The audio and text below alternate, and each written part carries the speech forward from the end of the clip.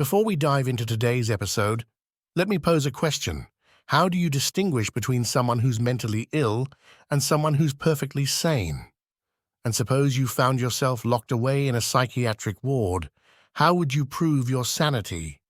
You might think it's a straightforward task. Just tell the doctors you're not crazy. But here's the catch. Their response might be a skeptical, "Everyone who comes in here says that." In the 1970s, David Rosenhan, a Stanford University professor in the United States, orchestrated an experiment that shook the medical world. He and 7 mentally healthy individuals posed as patients to infiltrate psychiatric hospitals. Today, we'll delve into their extraordinary story. Born in 1929, Rosenhan earned his PhD in psychology from Columbia University in 1958. By 1971, he was teaching at Stanford University, holding positions in both law and psychology departments. It was in 1972, amid the Vietnam War, that he conceived an experiment prompted by students finding psychology content too abstract. With many dodging the draft by feigning mental illness, Rosenhan was intrigued. Thus, he assembled a diverse team of 8 volunteers, including himself, none with any history of mental disorders. Rosenhan handpicked 12 psychiatric hospitals in 5 states across the U.S., ranging from public to private institutions in affluent neighborhoods. The volunteers were dispersed to these facilities for diagnosis and treatment, some even to multiple sites. Importantly, Rosenhan ensured legal support for the volunteers, a decision that proved crucial given the experiment's unforeseen twists. During assessments, all volunteers reported experiencing severe auditory hallucinations, loud, distinct banging noises, with no discernible source. However, their physical and psychological profiles otherwise appeared normal. Astonishingly, despite their identical symptoms, 7 were diagnosed with severe schizophrenia and 1 with manic depressive disorder.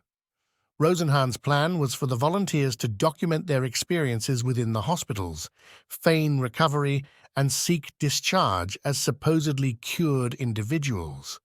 But the reality within those hospital walls proved more surreal than anticipated.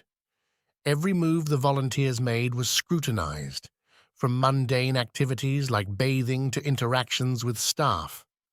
Doctors and nurses discussed them as though they were invisible, misinterpreting benign behaviors as signs of pathology. Even attempts at normal conversation were rebuffed, with staff dismissively labeling all their actions as aberrant. In one instance, a volunteer's calm description of daily life was twisted into evidence of emotional instability. Another's account of marital discord and parental discipline was distorted into a portrait of abusive control. Even innocuous actions like using one's left hand to eat were pathologized as signs of mental illness. There was a moment that sent shivers down the spine of one of the volunteers. A nurse caught them in a brief moment of unease.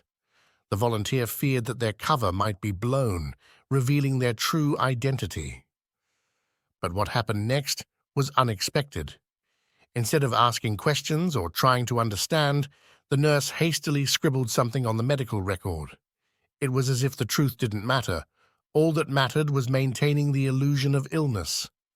When the volunteers tried to explain that they weren't really sick, it only seemed to make things worse. The doctors interpreted their attempts at clarification as a worsening of their condition. This led to a vicious cycle of more medication and longer stays in the hospital. It was a frustrating situation.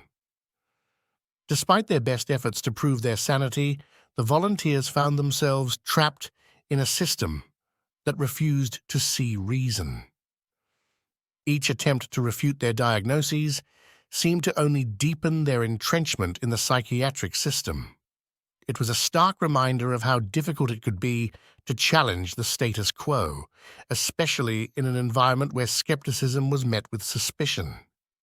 Paradoxically, while medical staff failed to discern the volunteers' true identities, some genuine patients sensed something amiss. Some of the genuine patients within the psychiatric hospitals seemed to have a keen sense of intuition.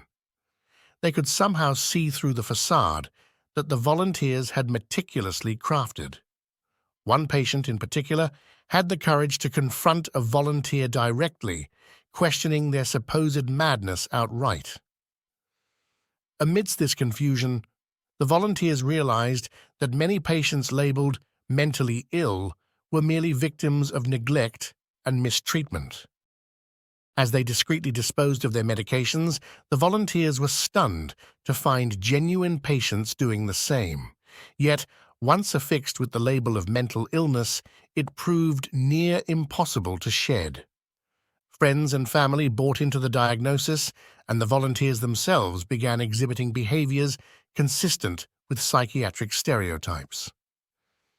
In a particularly poignant incident, a nurse callously exposed herself to a roomful of patients, epitomizing the dehumanization rampant within psychiatric wards. Patients endured searches, abuse, and stigma, exacerbating their conditions. Remarkably, despite efforts to maintain their cover, all 8 volunteers eventually confessed their true identities and were discharged, not due to recovery, but marked improvement. Rosenhan meticulously compiled his findings, publishing them in On Being Sane in Insane Places in the prestigious journal Science. This groundbreaking expose ignited a firestorm within the psychiatric community, prompting critical reflection on diagnostic standards. Over the ensuing decade, numerous psychiatric facilities shuttered and patient numbers plummeted, a testament to the experiment's impact. However, dissenting hospitals demanded a rematch, confident they could accurately identify imposters. Rosenhan obliged, announcing plans to gradually infiltrate hospitals with pseudo-patients over 3 months.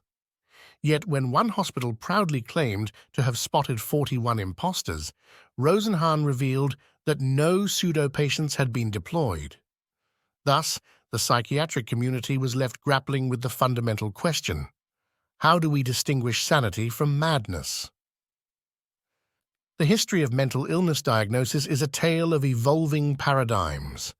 In the medieval era, religious dogma dominated, attributing madness to divine punishment. Later, scientific advancements framed mental illness as physiological dysfunction rather than spiritual affliction. Yet, treatments throughout history, from rotational therapy to frontal lobotomies, often inflicted more harm than healing. Today, the Diagnostic and Statistical Manual of Mental Disorders, DSM, serves as psychiatry's cornerstone, codifying myriad conditions. But as the manual's pages swell with new disorders, questions arise. Are these genuine illnesses or societal constructs?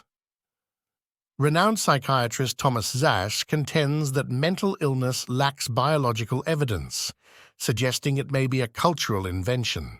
Indeed, historical shifts, from deeming homosexuality a disorder to the proliferation of psychiatric diagnoses, hint at the fluidity of mental illness. As playwright Nathaniel Lee quipped centuries ago, "They say I am mad. I say they are mad. Damn it, they outnumber me." Perhaps therein lies the ultimate conundrum. Who truly is sane?